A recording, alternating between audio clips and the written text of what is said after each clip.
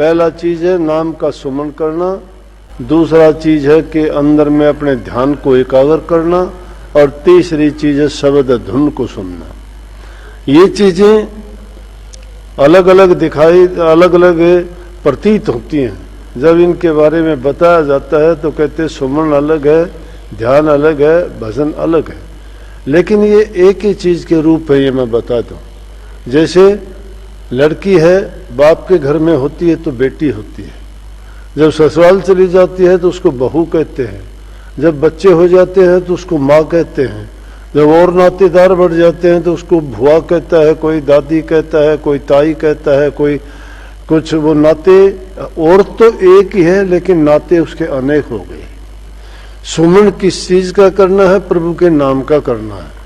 सुमन करने के पीछे ही सारी चीज अपने आप जुड़ी हुई है। सुमन जब नाम का करते हो तो नाम में ही ध्यान जाएगा आपका, ध्यान नाम में जाएगा तो नाम में ही प्रकाश की उत्पत्ति है और शब्द भी उसी में जाएगा। क्योंकि देखो पलटू साहब क्या कहते हैं उल्टा कुआ गगन में तिसमें जड़ा चिराग। क्या कही? उल्टा कुआ गगन में है जिसमें चिराग जलता है। चिराग किसको कहते हैं? डिवाइन लाइट को, आत्म प्रकाश को, वो जो ज्योति है उसको कहते हैं। और उल्टा कुआ क्या है कि शरीर के 9 दरवाजों को छोड़ के जो 10वां गुप्त द्वार है जिसकी उल्टी चढ़ाई है, ये रूह ऊपर की तरफ जब चढ़ती है तो ऊपर की तरफ ये देखती है, उसको उल्टा कुआ कहा गया, जिसका मुख नीचे की ओर है और उसका पेंदा ऊपर की ओर है। पेंदा हमारा शीर्ष स्थान है और उसका मुंह नीचे की ओर है, तो उस नीचे की ओर से जब ऊपर की ओर जाते हैं उसको पलटू साहब कहते हैं उल्टा कुआ। कि उल्टा कुआ गगन में तिसमें जड़ा चिराग। उल्टा कुआ इसलिए भी कहा है कि जब आप अभ्यास करते हो और ध्यान करते हो ना, और सूरत की जब चढ़ाई होती है और जब ऊपर की तरफ खिंचाव होता है तो ऊपर की तरफ का जो झरोखा दिखाई देता है वो देखने में इसी तरह जाहिर होता है जैसे हम नीचे कुएं में झांक के देखते हैं और उसका प्रतिबिंब जैसा होता है, वैसा ही जब हम ध्यान एकाग्र करते हैं ऊपर की तरफ देखते हैं तो ऐसे लगता है जैसे वो कुआं उल्टा है। तो उसके बारे में ये कवि पलटू साहब कहते उल्टा कुआ गगन में तिसमें जड़े चिराग, तिसमें जड़े चिराग बिन रोगन बिन बाती। कि बिना बाती के, बिना तेल और घी के जलता है वो, उसमें उसको जलाने की जरूरत नहीं, स्वयं प्रकाशी है, अपने आप प्रकाश देता है वो। ना उसमें घी तेल की आवश्यकता है, ना जलाने की जरूरत है, ना उसको बंद करने की। वो तो जलता है 6 ऋतु 12 मास जले दिन राती। वो दिन रात 6 ऋतु 12 मास जलता रहता है। और कहता है निकसे एक आवाज चिराग की ज्योति माही।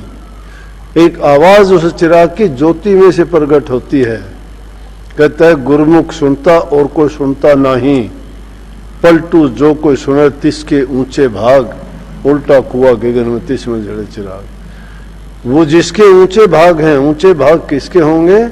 जो गुरु की आज्ञा में रह के उनके निर्देश अनुसार जो अभ्यास करता है, प्रभु की भक्ति करता है, अपने मन को उस सुमन में और ध्यान में लगाता है, तो उसके ऊंचे भाग कहे जाएंगे। क्योंकि वही उस नाम का सुमन करके ऊपर की चढ़ाई करेगा और जो जो वो चढ़ाई करता चला जाएगा तो उस ज्योति को निरखता हुआ, प्रकाश और नूर को देखता हुआ, और उसी प्रकाश में से उसको शब्द की धुन सुनाई देगी जो उससे प्रकट होगी, और उसी में उसे ज्योति और प्रकाश को देखता हुआ वो आएगा। तो वो जीव, वही जीव उच्च भागी कहो, बड़ भागी कहो, कि जिसने इस रास्ते पे चल के आत्म साक्षात्कार कर लिया और उस पद को प्राप्त कर लिया। तो इसलिए मुख्य करके चीज कौन सी हुई? जिस चीज का नाम का ही आपको नहीं पता है तो आप उसके बारे में कैसे उसके गुण दोषों को पहचान सकते हो? कैसे अगर वो तुम्हें मिल भी जाए तो उसको जान सकते हो? नहीं जान सकते। जानोगे कब? जब उसके गुणों का पता हो, जब उसके रूप रंग का पता हो, जब उसकी कोई पहचान का पता हो। और वो कौन बताएगा? वो गुरु बताता है। इसलिए गुरु की आवश्यकता तो जब पड़े कि गुरु हमें उसके बारे में पूरा समझा दे कि वो चीज है क्या। और उसके करने से हमें लाभ क्या है। इसलिए कहीं है कि इस दुनिया में सिर्फ तेरा सतगुरु है और तेरा कोई नहीं है, क्योंकि तेरा हित कौन करता है, गुरु ही कर सकता है। बाकी के इंसान, बाकी के जीव, बाकी के संबंधी जो भी हमसे जुड़े हैं वो सब के सब हैं तो अपने दिखाई देते हैं दुनिया में रहते हुए, लेकिन वो चीजें अपनी कहाँ तक हैं। जब तक हमारा काम उनसे है, जब तक उनका मतलब हमारे से है, जब तक हम कुछ करने लायक है तो हम भी उनके हैं और वो भी हमारे हैं। लेकिन जब कोई कमी आ जाती है, कई एक कवि साहब ने मान बढ़ाई देख के भक्ति करे संसार, जब कुछ देखे हीनता तो ओगुण धरे गंवार। कि मान बढ़ाई को देख के जब हर प्रकार से कोई संपन्न होता है, सुखी होता है, जैसे इसमें कही कि सुख में तो दाता सब कोई अपना बतावे है, दुख में कोई नेड़े नहीं आवे। सुख में तो सब अपने बढ़ जाते हैं, लेकिन जब दुख आता है इंसान को कोई संभालने वाला, पूछने वाला भी नहीं होता कि भाई तेरा क्या हाल है। सब किनारा करने लगते हैं। अगर अपने होते तो कभी किनारा करते हैं क्या? अपना कभी किनारा करता है? अपना तो दुख सुख में उसका हमेशा साथ देता है, उसके साथ ही अपना जीवन बिताता है, उसी को अपना जीवन मानता है। वो तो है, लेकिन ऐसा तो कोई भी नहीं। या तो प्रभु है या प्रभु का रूप हमारे साथ में जो हमारा हित चाहने वाला है, गुरु है। इसलिए कही है कि मेरा मन या तू किस गफलत में सोता है, तो गुरु को अपना बना ले, गुरु की शरण में जा, और गुरु की शरण में जाके तो गुरु के कहे वचन को मान। तेरा जीवन सफल हो जाएगा, पापों से मुक्त हो जाएगा, दुर्गुणों से तू बचेगा, अधोगति में जाने से बचेगा। तेरा मनुष्य चोला जो मिला है उसको पाके तू धन्य हो जाना चाहिए था, लेकिन दुनिया के झमेलों में पड़ के दुखों की खान में ऐसा फंस गया कि निकलना ही मुश्किल है। जिधर हाथ मारता है उधर ही उधर परेशानियां और तकलीफें हैं, क्योंकि उन संसार के पदार्थों का गुण ही ऐसा है। उनकी तासीर ये है कि देखने में, दिखाई देने में तो अच्छे लगते हैं, लेकिन कुछ टाइम के बाद में वो दुख में परिवर्तित हो जाते हैं, क्योंकि उनके ऊपर जो चमक दमक चढ़ाई हुई है वो माया का बनावटी काम है, उनमें वास्तविकता नहीं है।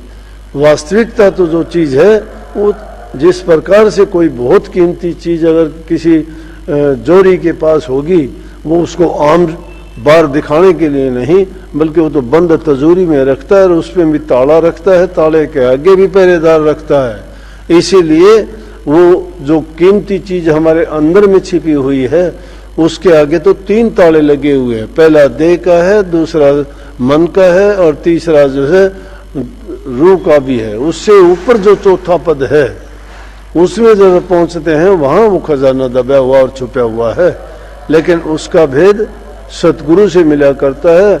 और सतगुरु की सेवा करके, सतगुरु को प्रसन्न करके, उनकी आज्ञा में रह के, गुरु का ध्यान करके और उस नाम का सुमन चिंतन मनन करके हमेशा उसी के ख्याल में रह के ही उसको पाया जा सकता है, क्योंकि उसको पाने के बाद ही तो हमें हमारी चिंताओं से मुक्त होते हैं, जन्म मरण से छूटते हैं और सदा के आनंद को प्राप्त करते हैं, जिसको हम मुक्ति धाम कहते हैं। यहाँ भी मुक्ति धाम है। मुक्ति धाम शरीर से मिलती है। यहाँ जो शमशान घाट बनाते हैं उसको भी कई मुक्ति धाम के नाम से पुकारते हैं कि मुक्ति धाम में ले चलो। जब इंसान की प्राण वायु निकल जाती है तो इस शरीर को लेके जब जाते हैं उसको अग्नि के सुपर्द करते हैं, तो उसको कहते हैं कि इसको मोक्ष धाम में ले चलो, वहाँ इनको जाके संस्कार करेंगे। मुक्ति होती है वहाँ किससे होती है? शरीर से मुक्ति होती है, दुनिया से मुक्ति नहीं होती। ये जीव का सफर अभी पूरा नहीं होता। ये एक शरीर छोड़ता है, इसको दूसरा मिलता है। किससे मिलता है? कर्म के परिणाम से मिलता है। लेकिन ये मुक्ति धाम नहीं, मुक्ति तो सिर्फ सतगुरु दे सकता है। वो मुक्ति मिलती है संसार से, ये मुक्ति मिलती है शरीर से। शरीर से, इस शरीर से मुक्ति मिलती है तो दूसरे में चले गए, वो तो ट्रांसफर है, वो ट्रांसफर है। इसलिए सदा की मुक्ति पाने के लिए सतगुरु के दिए हुए नाम की कमाई करके अच्छे काम में अपने आप को लगा के तन से, मन से और वचन से हर तरह से नेक काम करते चले जाओगे, तुम पाक साफ और पवित्र हो जाओगे और मालिक के दरबार में दखल पाओगे। मालिक आपको संभाल लेंगे, हृदय से लगाएंगे और जिस कारण हमें इंसान का शरीर मिला था, ये हमारा जीवन सफल हो जाएगा। सबको बहुत बहुत आशीर्वाद। राधा स्वामी।